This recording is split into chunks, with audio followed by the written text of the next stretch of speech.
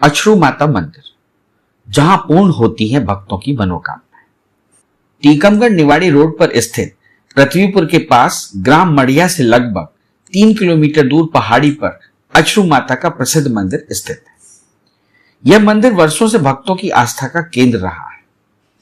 एक समय यहां माता की छोटी सी मड़िया हुआ करती थी। जैसे जैसे समय बदलता गया, आहिस्ता आहिस्ता मंदिर ने भी विशाल रूप धारण कर लिया।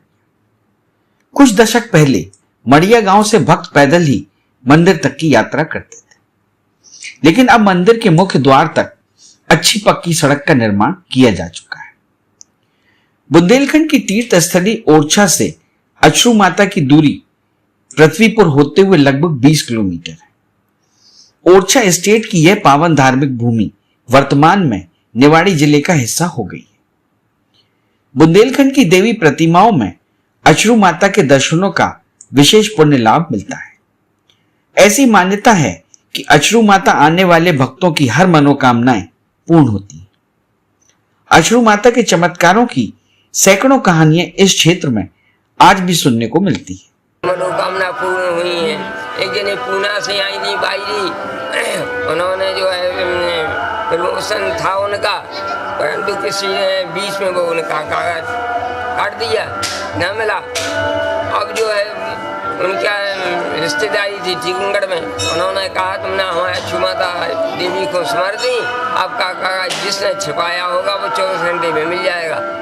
तो वहाँ उसने दीपक जलाया बच्ची ने, और देवी जी से निवेदन किया कि हमारा प्रमोशन होने वाला था और हमारा कागज किसी ने छिपा लिया है, और देवी जी आप सच्ची अछरू माता हो तो हमारा वो कागज मिल जाए जिसने दुका लिया हो। 24 घंटा के अंदर सवेरे होते ही उनको ऑर्डर मिल गया कि तुमको जाके जुआन करना है। तब पूना से वो बच्ची आई, यहाँ करके देवी जी के दर्शन किए और यहाँ 20,000 रुपया इस मंदिर में के लिए दान में। बुंदेलखंड में अछरू माता मंदिर एक विशेष कुंड के लिए विख्यात है, जो पूरे वर्ष पानी से भरा रहता है। अछरू माता मंदिर में कोई मूर्ति नहीं है। मंदिर में दूर दूर से लोग आकर शिरकत करते हैं।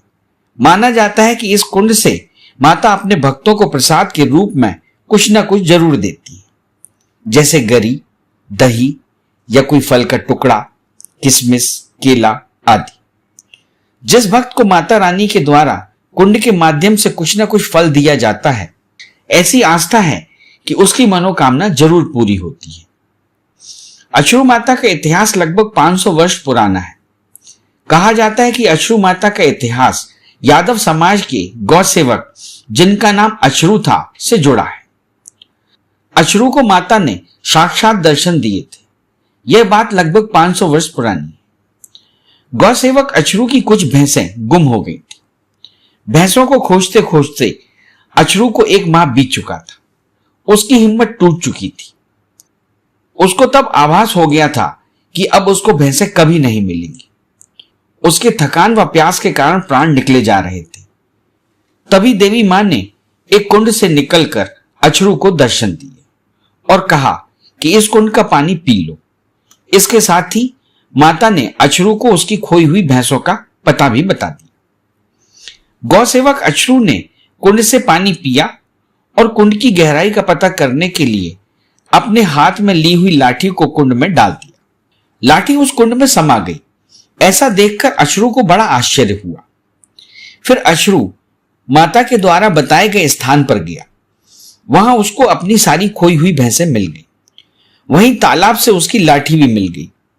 अछरू ने यह अलौकिक घटना को पूरे गांव को बताया।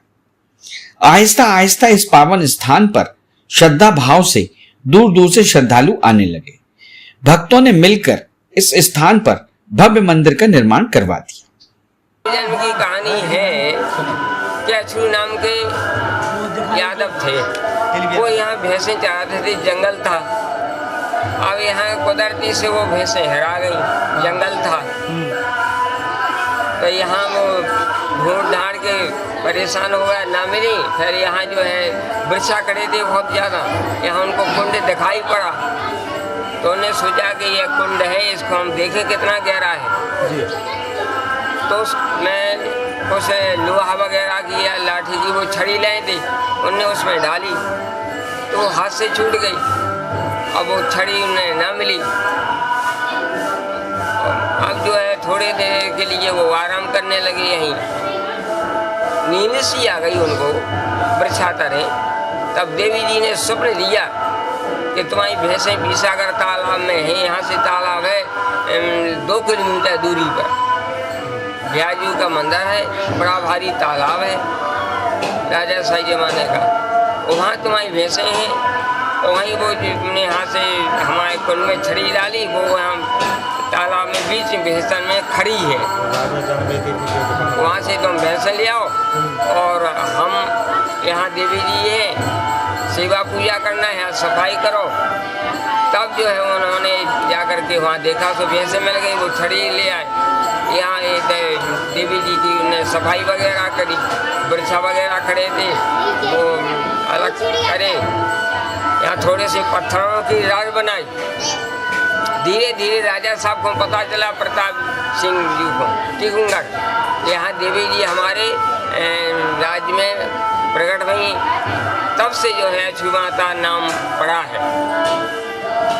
और हमारे पुरखन के लिए यहाँ जमीनें लगाई थी, इनाम किताबें दी थी। उन्होंने फिर देवी जी का मेला शुरुआत किया था, बड़ा भारी विशाल मेला लग गया था।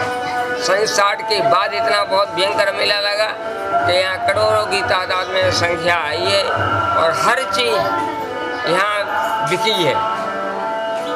तब से जो है देवी जी का आज प्रभाव बढ़ता जा रहा है, बहुत दूर दूर तक के यात्री आते हैं। देखा लोगों ने तो खाली करके। जब यहाँ जो है गर्मियों के मौसम में देवी जी का थोड़ा सा पखार करते हैं जी, वहाँ जो है मूर्तियाँ हैं, अंदर जल में मूर्तियाँ हैं जी। और कुंड का तो कोई पता नहीं है कि कितना गहरा है। एक छोटी सी सीढ़ी है, उस सीढ़िया पे जो है वहाँ तक का थोड़ा सा जल निकालते हैं जी। और फिर देवी जी का नवदुर्गों में, चैत की नवदुर्ग में, कुमार की नवदुर्ग में पूजन होता है, हवन होता है।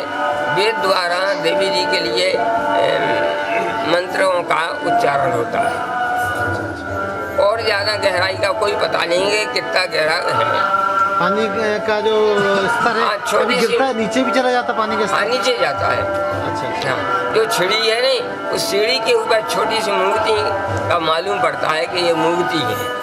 जो प्रसाद उसमें से उपलब्ध होता है हाँ। वो अपने आप ही आता है, पता अपने नहीं आप चलता आता है, कैसे कहाँ से अपने आप आता है।